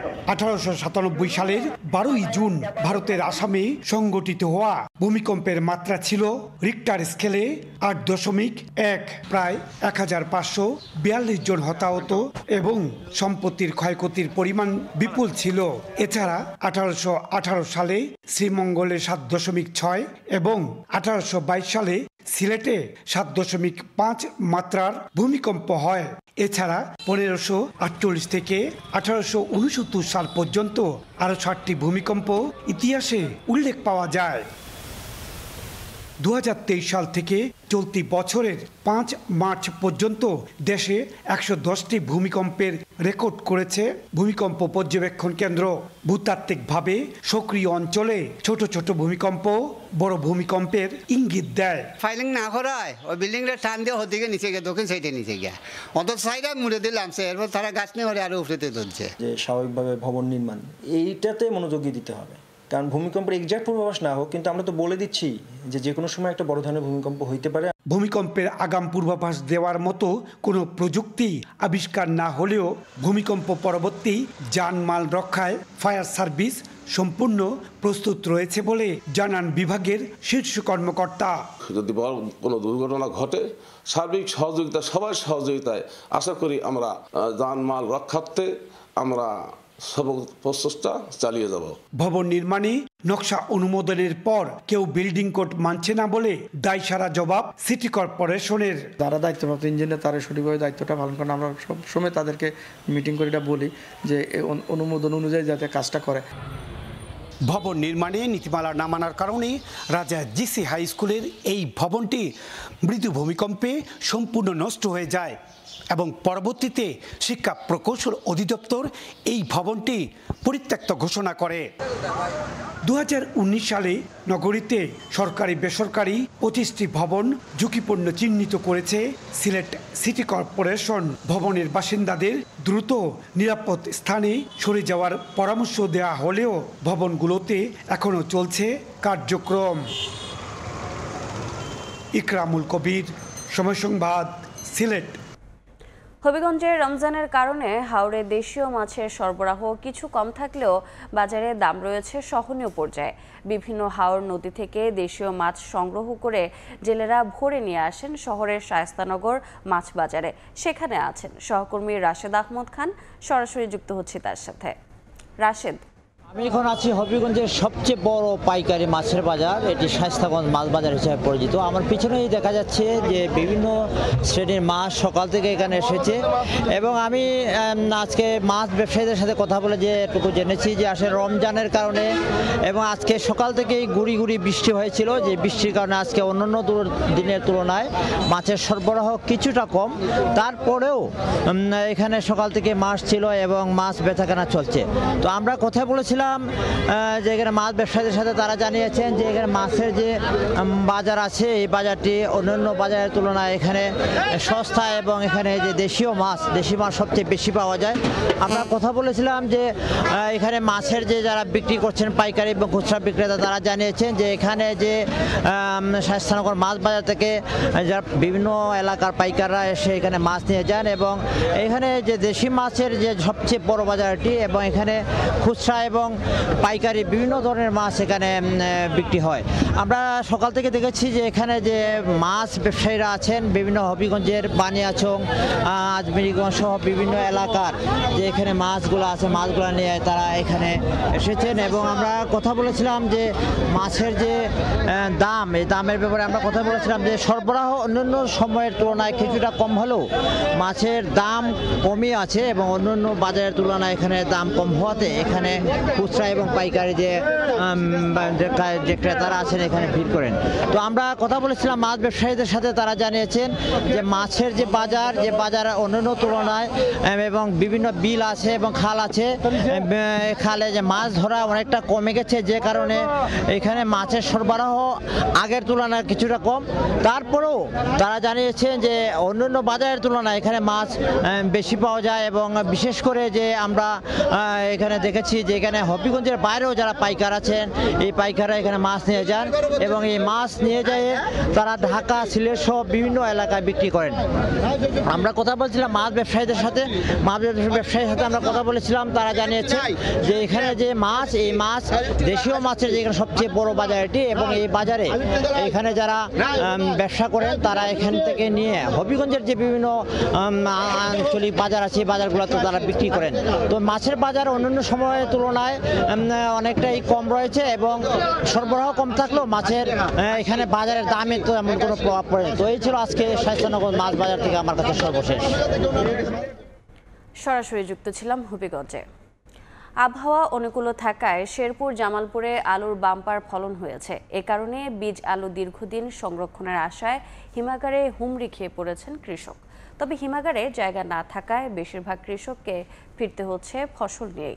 সংকট কাটাতে আরও হিমাগার স্থাপনের দাবি চাষিদের। সড়কে আলুবাহী গাড়ির দীর্ঘ সারি। রমজান মাসেও কেউ একদিন, কেউ বা 5 দিন পর্যন্ত অপেক্ষা করছেন আলু হিমাগারে রাখার জন্য, অথচ মিলছে না সিরিয়াল। চলতি মৌসুমে আলুর বাম্পার ফলন হয়েছে শেরপুর ও জামালপুরে। আলু ও বীজ আলু দীর্ঘদিন সংরক্ষণের আশায় হিমাগারে হুমড়ি খেয়ে পড়েছেন কৃষক। প্রতিদিন হিমাগারের বাইরে দীর্ঘ সারি তৈরি হচ্ছে আলুবাহী গাড়ির, তবে বেশিরভাগকে ফিরতে হচ্ছে ফসল নিয়ে। কৃষক জানান, দীর্ঘ সময় অপেক্ষার পর হিমাগার কর্তৃপক্ষ গোডাউন পূর্ণ বলে ঘোষণা দিয়েছে। এ কারণে বীজ সংরক্ষণ নিয়ে শঙ্কা তৈরি হয়েছে। সংকট কাটাতে আরও হিমাগার স্থাপনের দাবি তাদের। আমরা আলু কোল্ড স্টোরে আনছি, কিন্তু কিন্তু আনার পরে দেখে এখানে জায়গা হইতেছে না। আজ 3 দিন ধরে এই জায়গায় আসছি, এখন আলু কাছাকাছি এসে পড়ছি, আলু ঢুকাবো, এখন না করতেছে যে কোলেস্টোরে আলু জায়গা হবো না। শেরপুর আরেকটা কোলেস্টোর হলে আমাদের জন্য খুব ভালো হতো। এদিকে সংরক্ষণের ধারণ ক্ষমতার অতিরিক্ত আলু আসায় কৃষকদের ফেরত পাঠানোর কথা জানায় হিমাগার কর্তৃপক্ষ। ফুল না হওয়া পর্যন্ত আমরা আলু সংরক্ষণ করব, ফুল হওয়ার পরে আমরা বন্ধ করে দেব। গতকালকে আমরা শহরে মাইকিং করছি যে আমরা আর আমাদের জায়গা সংকলন হচ্ছে না, আমরা নিতে পারতেছি না। এদিকে হিমাগারে স্থান না পেলে দেশীয় পদ্ধতিতে অন্তত 3 মাস আলু সংরক্ষণের পরামর্শ কৃষি বিভাগের। অবশ্যই ঘরটি হইতে হবে ঠান্ডা এবং ছায়াযুক্ত জায়গায়, তার উপরে যদি কিছু কীটনাশকের ঔষধ যদি স্প্রে করে রাখে তাহলে 3 মাস পর্যন্ত রাখতে সক্ষম হবে। কৃষি সম্প্রসারণ অধিদপ্তরের কর্মকর্তাগণ কৃষককে পাশে থেকে স্থানীয় প্রযুক্তিতে যেন তারা সংরক্ষণ করতে পারে সে ব্যাপারে পরামর্শ প্রদান করে যাচ্ছেন। কৃষি বিভাগের তথ্য মতে চলতি মৌসুমে শেরপুরে ৯৫,৭০৬ মেট্রিক টন ও জামালপুরে ১,২২,০০০ মেট্রিক টন আলু উৎপাদন হয়েছে। রিমু সিদ্দিক, সময় সংবাদ। ভোরের সময়ে এই ছিল আমার কাছে। পরবর্তী সংবাদগুলো জানাতে সঙ্গে থাকবেন কাজল। ধন্যবাদ। বিএনপির ভারপ্রাপ্ত চেয়ারম্যান তারেক রহমানের দেশে ফিরতে কোনো বাধা নেই। শীঘ্রই তিনি দেশে ফিরবেন বলে জানিয়েছেন দলটির যুক্তরাজ্য শাখার সাধারণ সম্পাদক কায়সার এম আহমদ।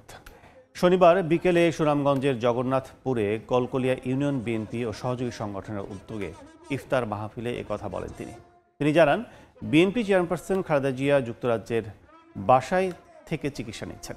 আগের চেয়ে ভালো আছেন বেগম জিয়া। ডাক্তাররা চাইলেই তিনি ঈদের পরই দেশে ফিরবেন বলেও জানান যুক্তরাজ্য বিএনপির এই নেতা। দেশনায়ক তারেক রহমান ইনশাল্লাহ বীরের বেশে বাংলাদেশে শিগগিরই ফিরবেন, এই বছরের মধ্যেই ফিরবেন ইনশাল্লাহ। বাংলাদেশের সাবেক 3বারের প্রধানমন্ত্রী, দেশনেত্রী, গণতন্ত্রের নেত্রী মা বেগম খালেদা জিয়া বাসায় থেকে চিকিৎসা নিচ্ছেন এবং আমরা বিশ্বাস করি ঈদের পরপর হয়তো ডাক্তারের পরামর্শের মাধ্যমে উনি বাংলাদেশে যখন পরামর্শ দিবেন তখন বাংলাদেশে আসবেন। ১,৫০০ টাকার পাঞ্জাবির দাম ১৫,০০০ আর ৪,০০০ টাকারটা বিক্রি হচ্ছে ৭,৫০০। এছাড়া দেশে তৈরি হলেও এসব পোশাকে উৎপাদনকারীর লেবেল ব্যবহার করা হচ্ছে ভারতের নাম। এমন প্রতারণার অভিযোগে চট্টগ্রামের 2টি দোকানের মালিককে ৩ লাখ টাকা জরিমানা করেছে জাতীয় ভোক্তা অধিকার সংরক্ষণ অধিদপ্তর। পাঞ্জাবির উৎপাদনকারীর লেবেলে মেড ইন ইন্ডিয়া লেখা ব্যবহার করা হচ্ছিল বোম্বে কোট সহ ভারতের বিভিন্ন ব্র্যান্ডের লোগো। ভোক্তা অধিকারের অভিযানে মিলল এসব লেবেলের সবই ভুয়া। পাঞ্জাবিগুলো তৈরি হয়েছে বাংলাদেশে। শনিবার দুপুরে চট্টগ্রাম নগরের রিয়াজউদ্দিন বাজারে সেলিম পাঞ্জাবি নামের শোরুমে গিয়ে এমন প্রতারণার প্রমাণ পান ভোক্তার কর্মকর্তারা। নিয়ম ঠিক আছে, নিয়ম অনেক সময় নিয়মের মধ্যে ব্যত্যয় ঘটে না, সেই নিয়মটা আমার হয়তো ব্যত্যয় ঘটেছে, আমি করি না এটা। ১,৫০০ টাকার পাঞ্জাবি বিক্রি হচ্ছে ১৫,০০০ টাকায়। জিজ্ঞেস করছি ৩০,০০০ টাকা দামের পাঞ্জাবিগুলো দেখেন, তারা বলছে না আমাদের কাছে ৩০,০০০ টাকা দামের পাঞ্জাবি নেই। কিন্তু যিনি র্যাকি করতে আসছেন ওনার কিন্তু একটা রেকর্ডিংও আছেন আর কি। তবে ওনাদের এখানে যেটা ভয়াবহ বিষয় সেটা হচ্ছে ওই যে ঢাকায় ওনারা পাঞ্জাবিগুলা যেগুলো প্রডিউস হয় সেগুলো হচ্ছে মেড ইন ইন্ডিয়া নাম দিয়েই ওনারা এখানে পাঠিয়েছে। একইভাবে নীল ও কালো রঙের থাইল্যান্ডের একটি টি শার্টের মূল্য ৭,২০০ টাকা, যেটিতে দোকানি লাভ করেছে ৭০%। ফিক্সড ৭,২৫০ এগুলো তো এত দাম হওয়ার কারণ তো আমি বলতে পারবো। আপনি কয় টাকা কিনে পড়ছে এটা? ৪,২০০ কিনছেন? হ্যাঁ, দাম রাখছেন ৭,০০০। ৭,২০০ টাকা তো সেল দিচ্ছে না, ৭,২০০ টাকা তো অবশ্যই কম হচ্ছে না। এটা আমরা তো এখানে আপনাদের সাথে কথা বললাম, ওনারা বলছে একদম ফিক্সড প্রাইস। না স্যার, এটা না, অবশ্যই ক্যাশিয়ানো ডিসকাউন্ট হয়। লেবেল জালিয়াতি, বেশি দাম ও এক দেশের পণ্য অন্য দেশের নামে বিক্রি সহ নানা অপরাধে সেলিম পাঞ্জাবিকে ২ লাখ আর পরিস্তান নামের আরেক দোকান মালিককে ১ লাখ টাকা জরিমানা করেন জাতীয় ভোক্তা অধিকার সংরক্ষণ অধিদপ্তর। বিদেশি হলে এটা যথাযথ ডকুমেন্ট রাখবেন, আর যদি আমাদের দেশে উৎপাদিত হয় অবশ্যই যেন এটা দেশের মেড ইন বাংলাদেশ লেখা থাকে, আর নচেত যদি আমাদের কাছে প্রতীয়মান হয় ডকুমেন্ট দেখাতে না পারে আমরা আইনগত ব্যবস্থা গ্রহণ করব। পরে আরও বেশ কয়েকটি কাপড়ের দোকানে চালানো হয় অভিযান। রমজান মাসেও ইতালিতে নিত্যপণ্যের দাম আকাশ ছোঁয়া। গত এক দশকে দাম বেড়েছে সর্বোচ্চ ৮৪%, আর চলতি বছর ঊর্ধ্বমুখী বাজারে ধাক্কা সামলাতে হিমশিম খাচ্ছেন সাধারণ মানুষ। এর প্রভাব পড়েছে প্রবাসী বাংলাদেশিদের উপরও। বিস্তারিত হাসান মাহমুদের প্রতিবেদনে।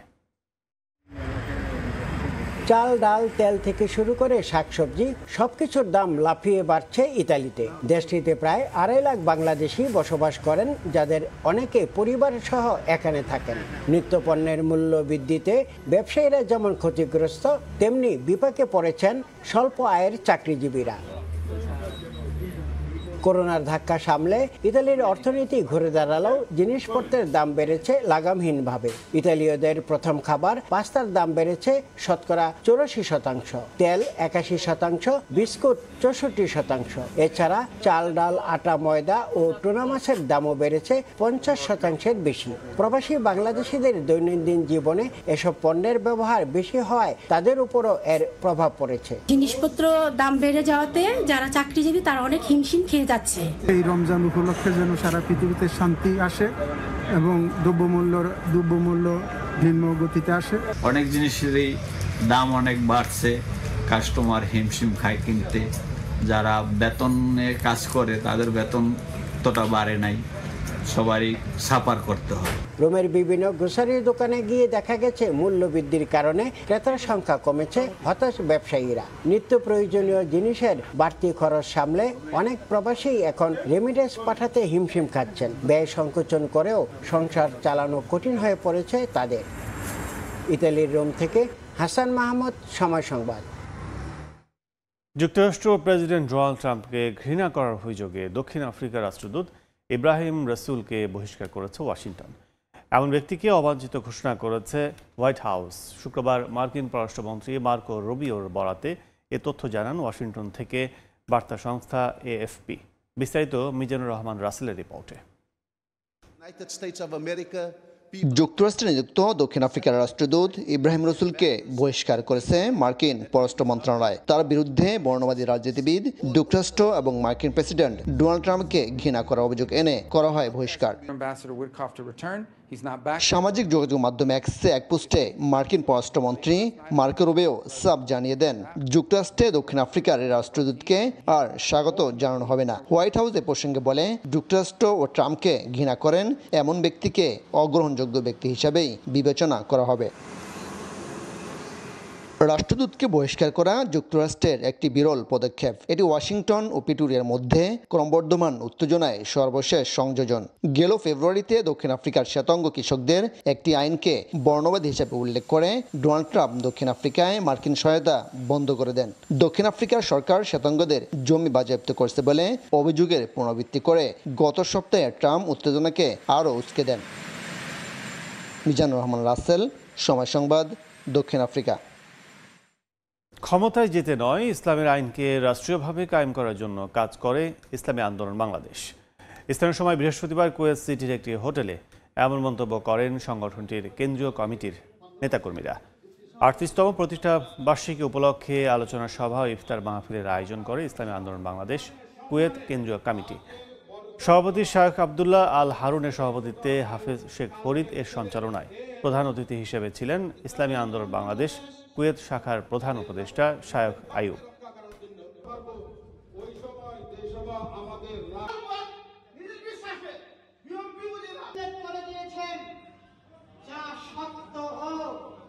মাহমুদুল্লাহ রিয়াদকে সাংগঠনিকভাবে দেশের ক্রিকেটের সঙ্গে যুক্ত হওয়ার আহ্বান জানিয়েছেন বিসিবি সভাপতি ফারুক আহমেদ। মাহমুদুল্লাহ ও মুশফিককে জমকালো বিদায়ী সংবর্ধনা দেওয়ার বিষয়টিও নিশ্চিত করেছেন তিনি। এদিকে শীঘ্রই ঘোষণা করা হবে টি-20 অধিনায়ক ও কোচিং স্টাফদের নাম। এছাড়া আসন্ন জিম্বাবুয়ে সিরিজে নতুনদের সুযোগ দেওয়ার পরিকল্পনার কথাও জানান বোর্ড প্রধান। মাশরাফি তামিমরা পারেননি যথার্থ সম্মান নিয়ে আন্তর্জাতিক ক্রিকেটকে বিদায় জানাতে। সাকিবের ক্ষেত্রে পরিস্থিতি আরও জটিল। তাদের পথেই হাঁটতে হয়েছে মুশফিক মাহমুদুল্লাহকেও। পঞ্চপাণ্ডবদের কেউ বিদায় নিতে পারেননি মাঠ থেকে ভক্তদের উষ্ণ অভ্যর্থনা নিয়ে। অবসরের ঘোষণার জন্য সামাজিক যোগাযোগ মাধ্যমকেই বেছে নিয়েছেন তারা। তবে এই সিনিয়রদের দেশের ক্রিকেটে আরও অনেক কিছু দেয়ার আছে বলে মনে করে বিসিবি। সবশেষ 3 ফরম্যাটকে বিদায় জানানো মাহমুদুল্লাহকে সংগঠক হিসেবে দেখতে চান বোর্ড সভাপতি। রিয়াদ মুশিদের বিদায়ী সংবর্ধনা নিয়েও রয়েছে পরিকল্পনা। আমি তাদের অভিনন্দন জানাই এবং আগামীতে যারা যেটাই করে আমি আশা করব তারা যদি বাংলাদেশ ক্রিকেটের সাথে জড়িত থাকে, স্পেশালি মাহমুদুল্লাহ তো 3 ফরম্যাট থেকেই বিদায় নিয়েছে, তাহলে আমি অত্যন্ত খুশি হব এবং যদি এখনই সে যোগ হয় আমি এর চেয়ে খুশি, আর মানে আমি সবার থেকে বেশি খুশি হব।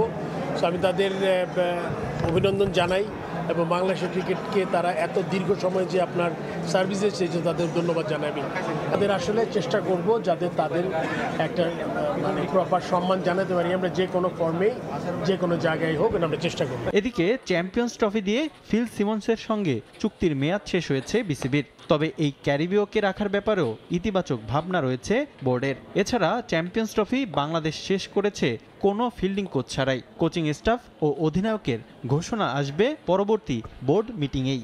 ক্যাপ্টেনের ব্যাপারে আমি আগেও বলেছি এটা বোর্ডের একটা ডিসিশন, আমাদের সম্মিলিত ব্যাপার, এটা আমাদের বোর্ড মিটিংয়ে আমরা ডিসিশন নিতে পারবো। ফিল্ডিং কোচ আপনি জানেন যে আমাদের হেড কোচের ব্যাপারে কথা অনেক দূরে এগিয়ে গেছে, আমার মনে অলরেডি বলেছে ক্রিকেট অপারেশনস থেকে, আমরা এখন যে জায়গাগুলো আমাদের খালি আছে ওগুলোতে আমরা কোচ খুঁজছি। আসন্ন জিম্বাবুয়ে সিরিজ নিয়ে বেশ আত্মবিশ্বাসী বাংলাদেশ। শক্তিমত্তায় জিম্বাবুয়ে পিছিয়ে থাকায় এই সিরিজ নতুনদের নিয়ে সাজানোর কথা শোনা যাচ্ছে। তবে বিসিবি প্রধান জানিয়েছেন নতুনদের সুযোগ দিলেও জয়ের পরিকল্পনা রেখেই স্কোয়াড ঘোষণা করবে বাংলাদেশ।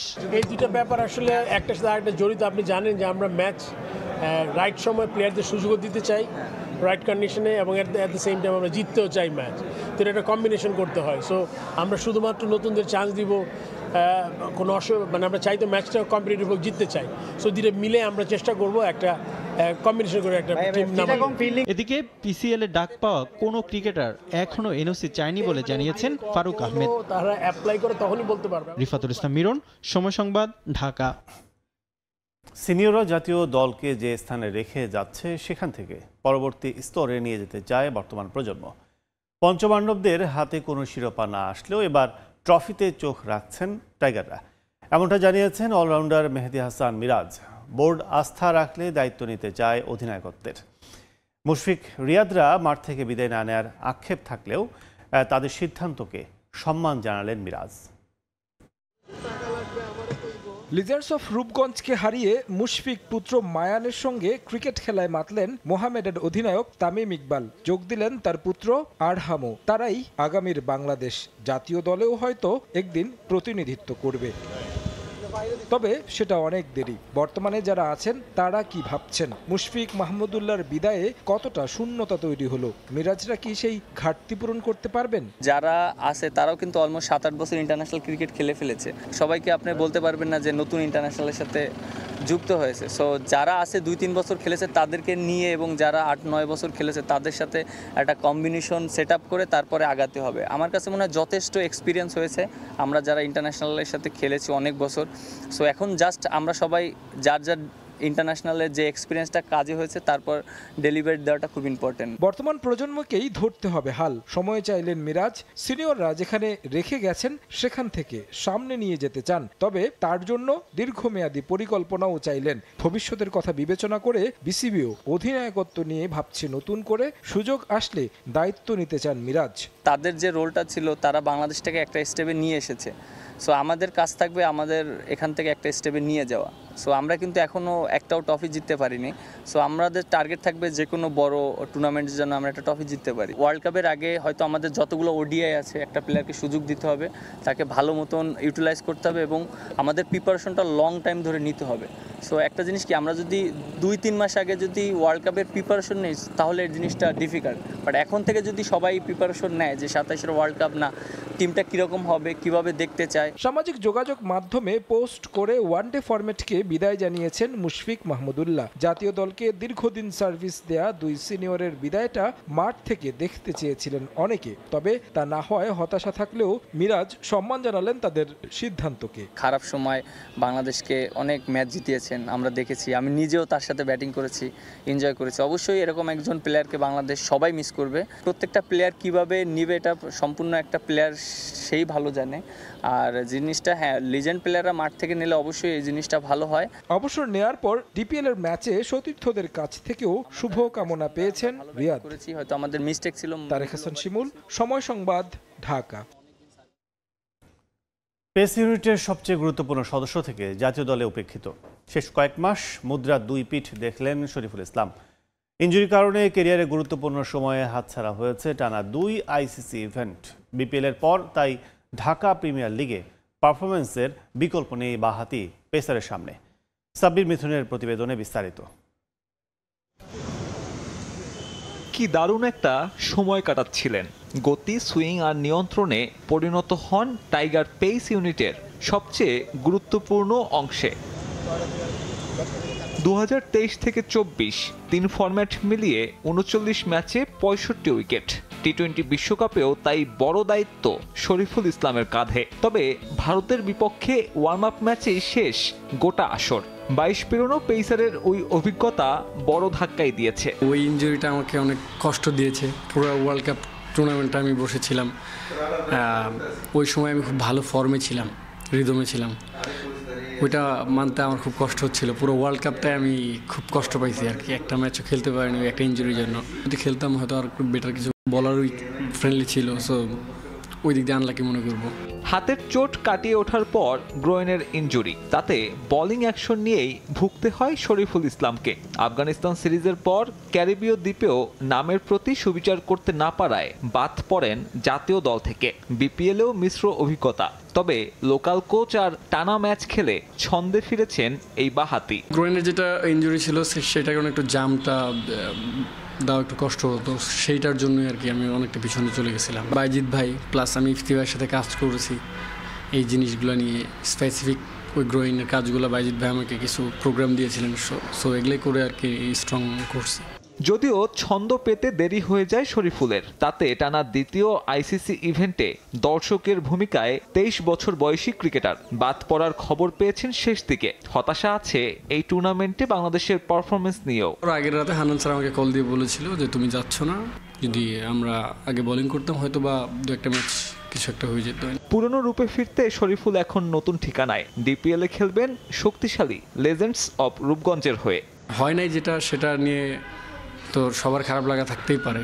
সাব্বির মিথুন, সময় সংবাদ, ঢাকা। বাংলাদেশ নারী ক্রিকেট দলের বিশ্বকাপ বাছাই ম্যাচের সূচি।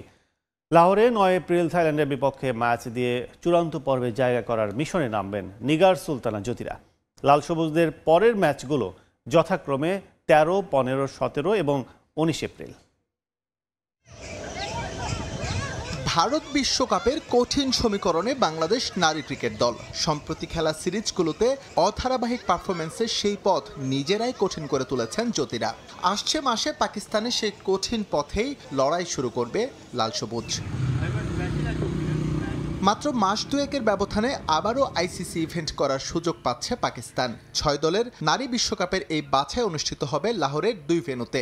নতুন রূপপাও গাদ্দাফি স্টেডিয়ামের পাশাপাশি থাকছে Lahore city cricket association ground. এছাড়াও প্রস্তুতি ম্যাচের জন্য আছে আরও 2টি আলাদা মাঠ। 9 এপ্রিল পাকিস্তান আয়ারল্যান্ড ম্যাচ দিয়ে শুরু হবে নারীদের বিশ্বকাপ বাছাই। একই দিন লাহোরের অপর ভেন্যুতে খেলবে স্কটল্যান্ড এবং ওয়েস্ট ইন্ডিজ। পরদিন 10 এপ্রিল নিজেদের প্রথম ম্যাচে মাঠে নামবে বাংলাদেশ। অপেক্ষাকৃত সহজ প্রতিপক্ষ থাইল্যান্ডের বিপক্ষে ম্যাচ দিয়ে মিশন শুরুর সুযোগ পাচ্ছেন জ্যোতিরা। 13 এপ্রিল পরের ম্যাচে কঠিন প্রতিপক্ষ আয়ারল্যান্ডের সামনে বাংলাদেশ। কঠিন এই অর্থে বলা কারণ গেল ডিসেম্বরে এই আইরিশদের বিপক্ষেই ওয়ানডে সিরিজে ঘরের মাঠে হোয়াইট ওয়াশ হয়েছিল লাল সবুজ।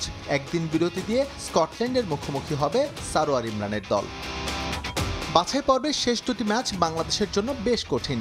17 এপ্রিল ওয়েস্ট ইন্ডিজের বিপক্ষে খেলার পর শেষ ম্যাচে স্বাগতিক পাকিস্তানের সঙ্গে খেলবেন জ্যোতিরা। 6 দলের এই টুর্নামেন্ট থেকে পয়েন্ট টেবিলের শীর্ষ 2-এ থাকতে পারলেই কেবল নিশ্চিত হবে ভারত বিশ্বকাপের টিকিট। চ্যাম্পিয়ন্স ট্রফির মতো নারী বিশ্বকাপ নিয়েও আছে জল খোলা হওয়ার শঙ্কা। বাছাই পর্ব থেকে পাকিস্তান যদি চূড়ান্ত পর্বে জায়গা করে নেয় তবে ভারতে খেলতে যাবে না তারা, কারণ চ্যাম্পিয়ন্স ট্রফির আগে তারা সম্মত হয়েছিল আইসিসির কোনো ইভেন্টে এক দেশ অন্য দেশে ভ্রমণ করবে না। সেক্ষেত্রে নারী বিশ্বকাপে পাকিস্তানের ম্যাচগুলো অনুষ্ঠিত হবে নিরপেক্ষ ভেন্যুতে। এস এম ইকবাল, সময় সংবাদ। এবার দেশের ফুটবলের খবর। হামজা চৌধুরীর দেশে আসা নিয়ে ব্যস্ত সময় পার করছেন বাফুফের কর্মকর্তারা। ইংল্যান্ড প্রবাসী এই ফুটবলারকে বরণ করে নিতে সিলেট বিমানবন্দরে যাচ্ছেন তারা। এদিকে ভারত ম্যাচের আগে নতুন আওয়ে জার্সি সহ দীর্ঘমেয়াদী পৃষ্ঠপোষক পাচ্ছে বাংলাদেশ জাতীয় ফুটবল দল। দিন যত যাচ্ছে ঘনিয়ে আসছে হামজা চৌধুরীর দেশে আসার দিনক্ষণ। আন্তর্জাতিক বিরতির আগে শেফিল্ড ওয়েডনেসডের বিপক্ষে ম্যাচ খেলেই বাংলাদেশের বিমান ধরবেন শেফিল্ড ইউনাইটেডের এই ফুটবলার। তবে ঢাকা নয়, হামজা সরাসরি আসবেন সিলেটে। সেখান থেকেই নিজের শেকড় হবিগঞ্জের বাড়িতে যাবেন ইংল্যান্ড প্রবাসী এই ফুটবলার। সিলেট বিমানবন্দরে হামজাকে বরণ করে নেবেন বাফুফের এক্সিকিউটিভ কমিটির একটা দল। 17 তারিখ দেশে এলেও 18 তারিখ নিজ বাড়িতে একান্ত সময় কাটাবেন হামজা। সেখানে বাফুফের কোনো আয়োজন না থাকলেও নিরাপত্তার জন্য হামজার সঙ্গে সার্বক্ষণিক একটা টিম নিয়োগ করবে ফেডারেশন। 17 তারিখে 11:40-এ বিমানের ফ্লাইটে সিলেটে ল্যান্ড করবেন। আমাদের এখান থেকে বেশ কিছু এক্সিকিউটিভ কমিটি মেম্বার যাবেন, গিয়ে আপনার অলরেডি ওনারা ওখানকার এয়ারপোর্ট অথরিটি এবং অ্যাডমিনিস্ট্রেশন অফিসের সাথে অ্যাপয়েন্টমেন্ট নিয়ে নিয়েছেন। ওনারা নিজেরা সব দপ্তরে যাবেন, দেখা করবেন। আমাদের এখান থেকে ইতিমধ্যে চিঠি চলে গিয়েছে সার্বিক আয়োজনের জন্য। আমাদের একজন অফিসার, পার্সোনাল অফিসারের মতো অ্যাসাইন করা থাকবেন, যিনি বলতে পারেন 24 আওয়ার্সই থাকবে হামজার সাথে, হামজা অ্যান্ড্রয়েডের সাথে। হবিগঞ্জে আমাদের তরফ থেকে কোনো আয়োজন নাই, because that is his private space. উনি ফ্যামিলি স্পেস দেবে এবং যেটাকে আমরা রেসপেক্ট করি। ভারতের বিপক্ষে ম্যাচের আগে নতুন জার্সি পাচ্ছে হামজা জামালরা। সামাজিক যোগাযোগ মাধ্যমে বাংলাদেশের অ্যাওয়ে জার্সি উন্মোচন করেছে বাফুফের কিট স্পন্সর দৌড়। আর নতুন জার্সিতে ফুটিয়ে তোলা হয়েছে বাংলাদেশের ভূচিত্রাবলী। আমাদের সম্মানিত সভাপতি ব্রিফ ছিল যে যেহেতু মেড ইন বাংলাদেশ করে প্রমোট করছে, বাংলাদেশি ম্যানুফ্যাকচার সব কিছু যেন হয়, দ্যাটস নাম্বার 1। আর গ্লোবালি যেহেতু আমরা জানেন যে এনভায়রনমেন্ট ফ্রেন্ডলির একটা ক্যাম্পেইন আছে এবং ফুটবল বিশ্ব ফুটবলের তরফ থেকে এটাকে প্রমোট করা হয়, তো সেটাকে মাথায় রেখে রিসাইকেল মেটেরিয়াল যেন ইউজ করা হয়। শোল্ডার থেকে হলো আমাদের হ্যান্ড স্লিভসের যে পোর্শনটা, সেই জায়গাতে হলো আমি একটা শাপলার শেপটা আমি আসলে শেপটা নিয়ে কাজ করেছি, যেটাকে আমি একটা জিওমেট্রিক ফর্মের মধ্যে আমি আসলে এনেছি। একটা ওয়াই এর মতো একটা শেপ, সেই শেপটা আমাদের চোখে পড়ে, কারণ আমাদের দেশ নদীমাতৃক দেশ, তো এখানে ছড়িয়ে ছিটিয়ে আছে নদী, তো এই জায়গাটাকে আমি আসলে তুলে ধরতে চেয়েছি। এদিকে দেশের ফুটবলে এরই মধ্যে পড়তে শুরু করেছে হামজার প্রভাব। জাতীয় দলের জন্য পৃষ্ঠপোষক প্রতিষ্ঠান খুঁজে পেয়েছে বাফুফে। বেসরকারি ব্যাংক ইউসিবির সঙ্গে 5 বছরের চুক্তি করতে যাচ্ছে ফেডারেশন। ফাহিম ইসলাম, সময় সংবাদ, ঢাকা। ভারতের বিপক্ষে বিশ্বকাপ বাছাই পর্বে শুরুতে এগিয়ে গিয়েও সেট পিস থেকে গোল খাওয়ার সেই দুঃসহ স্মৃতি এখনো পোড়ায় বাংলাদেশ ফুটবল দলকে। তাই এশিয়ান কাপ বাছাই পর্বের ম্যাচ সামনে রেখে সেট পিস নিয়ে কাজ করছেন কোচ হ্যাভিয়ার ক্যাব্রেরা। 2 সপ্তাহের একটা ট্রেনিং ক্যাম্প, মধ্যপ্রাচ্যে করা এই ক্যাম্প এশিয়ান কাপ বাছাইয়ে ভারতের বিপক্ষে জিততে কতখানি কার্যকরী তা নিয়ে প্রশ্ন উঠেছে আগেই, কিন্তু তাইফে করা এই ক্যাম্পেই নিজেদের সেরা প্রস্তুতি সেরে নেয়াই লক্ষ্য বাংলাদেশ দলের। এশিয়ান কাপ বাছাই পর্বের মিশনটা বাংলাদেশের জন্য বেশ কঠিন, তা দিনের আলোর মতো পরিষ্কার। যেখানে অতীত পরিসংখ্যানে ঢের এগিয়ে ইন্ডিয়া, সঙ্গে আছে তাদের হোম ভেন্যুর বাড়তি সুবিধা। আর ভারতের বিপক্ষে সবশেষ দেখায় বিশ্বকাপ বাছাই পর্বের ম্যাচে শুরুতে এগিয়ে গিয়েও হারের সেই দুঃসহ স্মৃতি এখনও পোড়ায় বাংলাদেশ দলকে। সে ম্যাচে সেট পিস থেকে গোল হজম করে লাল সবুজ, জয়ের আশা জাগিয়েও সেদিন হারের ক্ষত নিয়ে মাঠ ছাড়তে হয় জামালদের। এবার আর সে ভুল নয়। সৌদি আরবের ক্যাম্পে কোচ হাভিয়ার ক্যাব্রেরার ক্লাসে সেট পিস নিয়ে কঠোর অনুশীলন করলেন ফুটবলাররা। এখানে দলের অনুশীলন ভালো চলছে, সেট পিস নিয়ে আমরা কাজ করছি, এই সেশন চালিয়ে যেতে চাই। সেশনটা ডাইনামিক ছিল। প্রস্তুতি ম্যাচ খেলায় ফুটবলারদের রিকভারি নিয়েও আমরা কাজ করছি। প্রস্তুতির পাশাপাশি ফিটনেসেও নজর রাখতে হবে। প্রস্তুতি ম্যাচে ফলাফল যেটা হয়েছে তা নিয়ে আমরা সন্তুষ্ট। এদিকে ভারতের বিপক্ষে অতীত মধুর না হলেও তা নিয়ে খুব একটা ভাবতে চান না ফুটবলাররা। পরিকল্পনার সঠিক বাস্তবায়নে ইতিবাচক ফল পাওয়া সম্ভব বলে মনে করেন জামাল হৃদয়রা। আমার বিপক্ষ দলে যে দলটাই থাকুক না কেন আমি তাদেরকে রেসপেক্ট করি, কিন্তু আমরা আমাদের যে স্বাভাবিক ফুটবল, আমাদের যে প্ল্যান আছে ওই প্ল্যান ওয়েজে যদি আমরা ফুটবলটা খেলতে পারি, ইনশাল্লাহ আমরা একটা ভালো পজিটিভ রেজাল্টের আশা করছি। শিলংয়ের সাথে খাপ খাওয়ার জন্য সৌদিতে ট্রেনিং হচ্ছে, সবাই ট্রেনিং অনেক মনোযোগী, ভালো ট্রেনিং করতেছে। আমার সর্বোচ্চ দিয়ে চেষ্টা করতেছি যাতে বেস্ট 11-এ খেলতে পারি, 23-তে থাকতে পারি যাতে। ক্যাব্রেরার চূড়ান্ত স্কোয়াডে জায়গা পেতে অনুশীলনে নিজেদের সেরাটা দিচ্ছেন হাভিয়ার ক্যাব্রেরার শিষ্যরা। তাজিন খন্দকার, সময় সংবাদ। ফুটবলের পর এবার ক্রিকেটে বড় বিনিয়োগ করছে সৌদি আরব। ইন্ডিয়ান প্রিমিয়ার লিগ আইপিএলকে চ্যালেঞ্জ করতে $500 মিলিয়ন খরচ করে টি20 লিগ করার পরিকল্পনা হাতে নিয়েছে মধ্যপ্রাচ্যের দলটি। 1.2 বিলিয়ন মার্কিন ডলার মার্কেট ভ্যালু আইপিএল এর। অনেক ক্ষেত্রে টি-20 বিশ্বকাপের চেয়েও আবেদন বেশি টুর্নামেন্টের। তবে ফ্র্যাঞ্চাইজ দুনিয়ায় আইপিএল এর একক আধিপত্যে ভাগ বসাতে আসছে সৌদি আরব। শুরুতেই 500 মিলিয়ন মার্কিন ডলার নিয়ে মাঠে নামছে মধ্যপ্রাচ্যের দেশটি। দুর্দান্ত পরিকল্পনা নিয়ে এগুচ্ছে সৌদি। কোনো একটি নির্দিষ্ট দেশে সীমাবদ্ধ থাকার বদলে গ্লোবালি লিগ করার পরিকল্পনা তাদের, যেখানে অংশ নেবে 8 দল। বছর জুড়ে বিভিন্ন সময় বিভিন্ন দেশে হবে খেলা, অনেকটা গ্র্যান্ড স্ল্যাম টেনিসের মতোই। ক্রিকেটকে আরও জনপ্রিয় এবং আর্থিকভাবে স্বাবলম্বী করতেই এই উদ্যোগ। অস্ট্রেলিয়ান ক্রিকেট এক্সপার্ট নেইল ম্যাক্সওয়েলের মডেলে এগুচ্ছে এই মাস্টার প্ল্যান। এটা বাস্তবায়ন করা সম্ভব হলে ভারত, অস্ট্রেলিয়া, ইংল্যান্ডের মতো সৌদি আরবও নতুন পাওয়ার হাউস হবে বলে ধারণা করা হচ্ছে। গ্লোবাল লিগের এই মডেল চূড়ান্ত হবার পর এখন আছে আইসিসির অনুমোদনের অপেক্ষায়।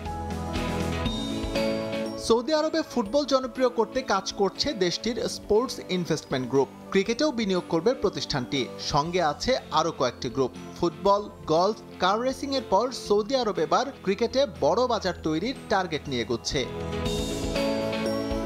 সৌদি আরবের এই পরিকল্পনায় সহযোগিতা করছে ক্রিকেট অস্ট্রেলিয়া। ওয়েস্ট ইন্ডিজ, জিম্বাবুয়ের মতো যেসব দেশগুলি অর্থের অভাবে ঠিকঠাক কার্যক্রম পরিচালনা করতে পারছে না, এই মডেল থেকে তারা উপকৃত হবে বলে ধারণা করা হচ্ছে। তবে আইপিএল এবং বিগ ব্যাশের মতো জনপ্রিয় লিগের সঙ্গে যাতে সাংঘর্ষিক না হয় সে বিষয়েও লক্ষ্য রাখা হচ্ছে। গ্লোবাল লিগে বেশ কয়েকটি দেশের প্রতিনিধিত্ব থাকবে। অস্ট্রেলিয়া থেকে একটি দল অংশ নেবে বলে জানা গেছে এরই মধ্যে। তবে আইপিএল বা বিগ ব্যাশের কোনো ফ্র্যাঞ্চাইজ এখানে অংশ নিতে পারবে না। আইসিসির সমর্থন পেলেই শুরু হবে কার্যক্রম, কিন্তু এখানে ভারতের ক্রিকেটাররা খেলবেন কিনা তা নিয়ে আছে সংশয়। এস এম ইকবাল, সময় সংবাদ। চ্যাম্পিয়ন্স ট্রফি জয়ের পর রোহিত শর্মার নেতৃত্বের প্রশংসায় পঞ্চমুখ গোটা ভারত। অবসরে গুঞ্জন উড়িয়ে ওয়ানডেতে খেলা চালিয়ে যাবেন রোহিত। এবার দীর্ঘ হচ্ছে তার টেস্ট কেরিয়ারও। নিন্দিত থেকে নন্দিত। কদিন আগেও তার ফিটনেস নিয়ে, ব্যাটিং ফর্ম নিয়ে, এমনকি ক্যাপ্টেন্সি নিয়েও কটু কথা বলতে ছাড়েনি কেউ। সেই রোহিত শর্মাই এখন ভারতীয়দের নয়নের মণি।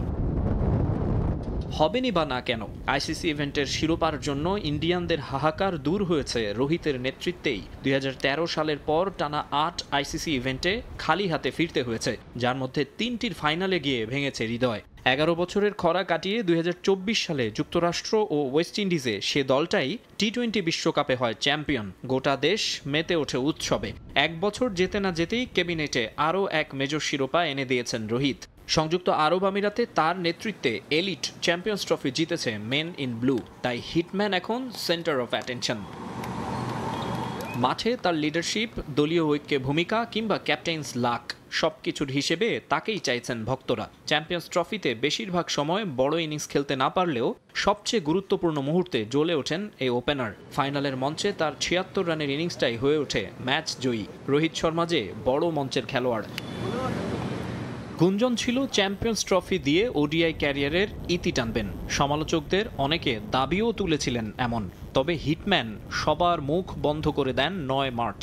ফাইনাল শেষে প্রেস কনফারেন্সে জানিয়েও দেন ওয়ানডে ছাড়ছেন না এখনই। শোনা যাচ্ছে তার ক্যাপ্টেন্সিতেই 2027 ওয়ানডে বিশ্বকাপ মিশনের প্ল্যান সাজানো শুরু করে দিয়েছে ভারতীয় ক্রিকেট বোর্ড। শুধু 50 ওভার নয়, 5 ডেতেও রোহিতের চাহিদা তুঙ্গে। পয়েন্ট টেবিলের শীর্ষে থেকেও শেষ পর্যন্ত টেস্ট চ্যাম্পিয়নশিপের ফাইনালে উঠতে পারেনি ভারত। ঘরের মাঠে নিউজিল্যান্ডের কাছে হোয়াইট ওয়াশের লজ্জাও পেতে হয়েছিল তার নেতৃত্বেই। আবার মর্যাদার বর্ডার গাভাস্কার ট্রফিতেও অস্ট্রেলিয়ার কাছে হিউমিলিয়েটেড হয়েছে ইন্ডিয়া। সাদা পোশাকে নিষ্প্রভ রোহিতের ব্যাটও।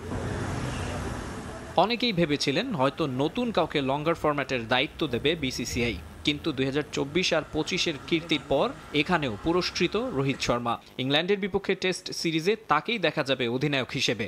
ভারতীয় গণমাধ্যমের খবর বলছে সবকিছু মিলিয়ে রোহিতের ওপর 100% আস্থা রাখছে বিসিসিআই।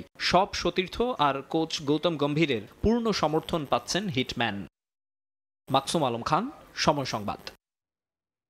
এই পর্যায়ে শীর্ষ সংবাদগুলো জানিয়ে দিচ্ছে আরেকবার। জাতিসংঘ মহাসচিবের সঙ্গে বৈঠকে সংস্কার, ভোট ও বিচার নিয়ে আলোচনা দলগুলো। নজিরবিহীন নির্বাচনে গণতান্ত্রিক সরকার ফেরার আশা গুতেরেসের, জানালেন নেতারা। রক্ষণাবেক্ষণের অভাবে 6 বছরে নষ্ট 1 লাখ ইভিএম, 4,000 কোটি টাকার প্রকল্প রাজনৈতিক উদ্দেশ্য হাসিলেই নেয় অতীত সরকার, দাবি বিশেষজ্ঞদের। তদন্ত করে ব্যবস্থা নেয়ার আহ্বান। আজ শেষ হচ্ছে বই ছাপানোর কাজে বেঁধে দেওয়ার সময়। মঙ্গলবারের মধ্যে পৌঁছে যাবে সব স্কুলে। অসাধু ব্যবসায়ীরা কাগজ মজুত করে কৃত্রিম সংকট তৈরির চেষ্টা করেছে বললেন এনসিটিবি চেয়ারম্যান। এবং মোবাইলে কলড্রপ কমাতে 6,500 কোটি টাকা তরঙ্গ নিলামে তুলছে বিটিআরসি, দাম নিয়ে বিরোধ। উচ্চ মূল্যে কিনতে চায় না অপারেটররা, ছাড় দিতে নারাজ নিয়ন্ত্রক সংস্থা।